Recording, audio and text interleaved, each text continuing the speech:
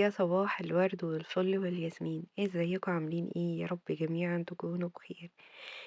نبتدي يومنا كده بالصلاة على الحبيب، اللهم صل وسلم وبارك عليك يا سيدي يا حبيبي يا رسول الله.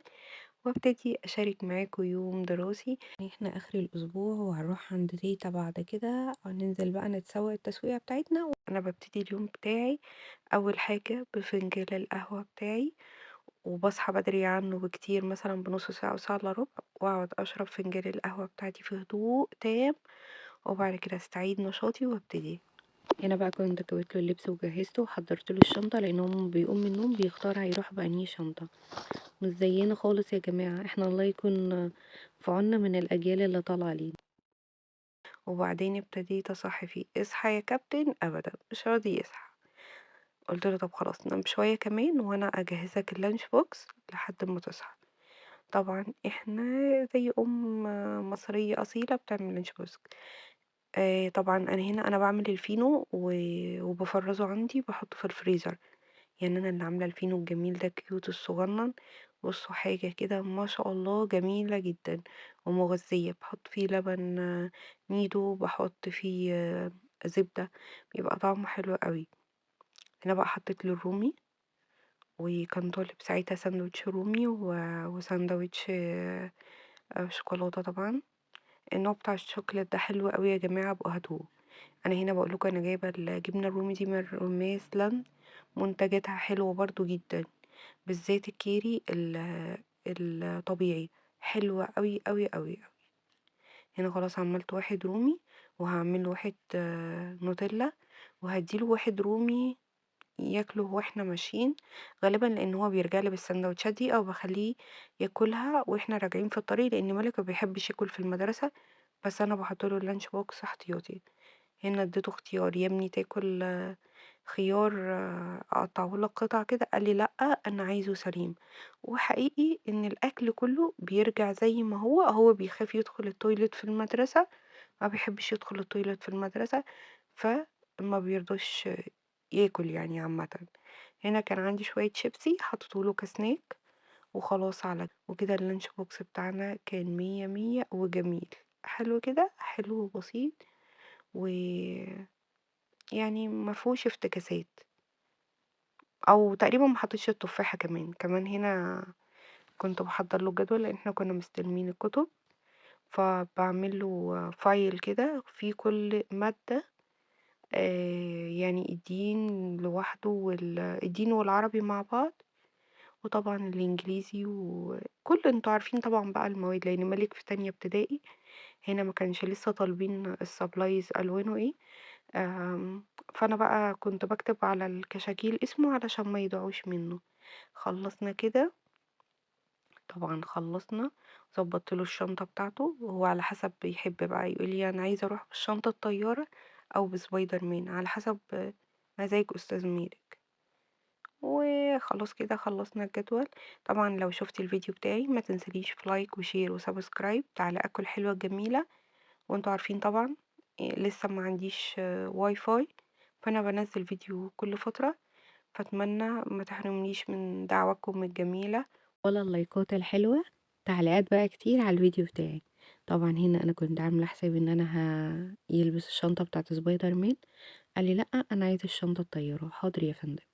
هنا بقى كان راح المدرسة، وانا هنا قاعدة قعدة استجمام مع نفسي، اشرب فنجان القهوة لتاني مرة لتالت مرة. احنا في مدرسة يا جماعة، يعني نشرب القهوة ونعلي الدي كده على الاخر، حبة هدوء وروقان مع نفسك علشان تصلحي ما افسده الاخرون. بس كده وخلاص، خلاص بقى خلص يومنا ورجع.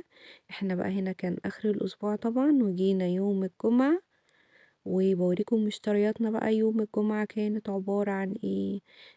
دي بقى كنا بننزل، احنا هنا مش عندنا يعني خضري، او عند يعني بيبقى بعيد عندي. فانا طبعا ما بروح عند ماما او عند جد مالك، انزل اشتري حاجتي بقى كلها من هناك. هنا كنت جايبة بطاطس التحمير دي شيبسي فظيعة جدا، دي ب15، وكان بصراحة جايبها لي كبيرة. وهنا دي بطاطس تحمير كنت جايباها ب10، دي اللي هي صينية بقى وصوابع والحاجات دي كلها. وكنت جايبة هنا ال2 كيلو، أو الكيلو ونص، البطاطا كيلو ونص دي كنت جايباها ب10 جنيه، عندنا في المدينة كانت ب20 جنيه الكيلو الواحد، لكن ده كيلو ونص ب10 جنيه. هنا بقى البصل، هنا البصل كنت جايباه ده علشان أعمله بصل مخلل احنا بنحبه قوي، ده كان عامل 7 ونص الكيلو ونص تقريبا، حاجة زي كده. بصوا الأسعار عن يعني في المرج عامة حلوة جدا ورخيصة، هي وعين شمس. طبعا عارفين كلكم سوق أحمد عرابي. وده الفلفل كان ب10 جنيه، أو كيلو ونص بالعشرة تقريبا. لا، كيلو وربع ب10، فاحنا كل واحد جبنا كيلو وربع وقسمناه. وادي البطاطس وادي البصل وادي الفلفل. كنت جايبة بقى حاجات تانية، كنت جايبة ايه، كنت جايبة طماطم. انا بجيب حاجة الاسبوع كلها، يعني البطاطس دي ممكن تكفيني اكتر من اسبوع، بالنسبة لي مفيهاش مشكلة. البطاطس هنا كنت جايباها ب10 جنيه. يعني الخضار، يعني بطاطس فلفل الحاجات دي تقعد معايا بتبقى حلوة. الطماطم كل يوم بشوفها، لو فيها حاجة دبلانة او حاجة بشيلها في الفريزر وبعدين ارجع استخدمها بقى في الطبيخ، ما برميش حاجة يعني.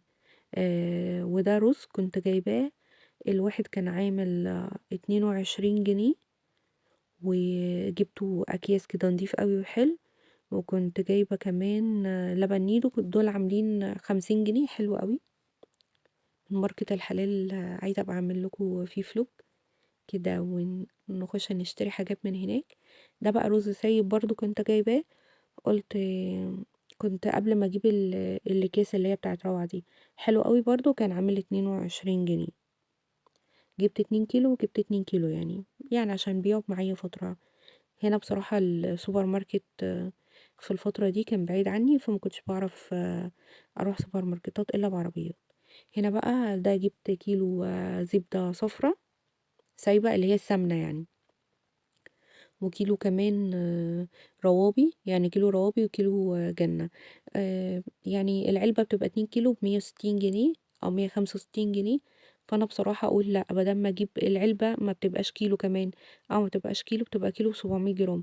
فأنا بجيب ال2 كيلو عاملين 160 جنيه، أحسن ما أجيب الكيلو ونص. وهنا كنت جايبة باكو شاي، وكنت جايبة ب10 جنيه مرقة دجاج. كنت جايبة ايه تاني يا ام مالك، اه اللي هي مناديل التويلت، واللي هي الأكياس الحراري دي كانت عاملة 10 جنيه. بكر التويلت دي كانت ب20 جنيه. كنت جايبة من كازيوم بقى، كنت جايبة مستر باور، ده طلع حلو قوي، ده عامل 35 جنيه، حلو وجميل. بصوا انا بوجد بدايل، لان بصراحة المساحيق الجل بقت غالية جدا، فانا بشوف ايه البدايل المتاحة اللي ما اكونش ضاغطة فيها على نفسي. هنا بقى اخدت جولة عند المهندس، جبت من عنده تركيبة زي المسحوق الجل دي للعبايات السوداء، كانت عاملة 35. وكنت جايبة منه مزيل بقع برضو حلو قوي ب35. و... و... وجل برضو كان في نفس الحدود. وهنا كنت جايبة كيلو عدس ونص او ربع ترمس، وجايبة اللي هو الكورن فليكس بتاع الكنتاكي. بصوا يعني دي مشتريات اللي انا بحتاجها، ما بنزلش مثلا غير عند ماما او عند حماتي غير مرتين في الشهر، هنا مرة وهنا مرة، يعني بمعدل كل اسبوعين مرة. فبجيب الحاجات بقى الكتيرة، الحاجات اللي بتبقى ينفع اجيبها من الماركت بجيبها. طبعا اشوفكم في فيديو جديد، وما تنسوش في لايك وشير.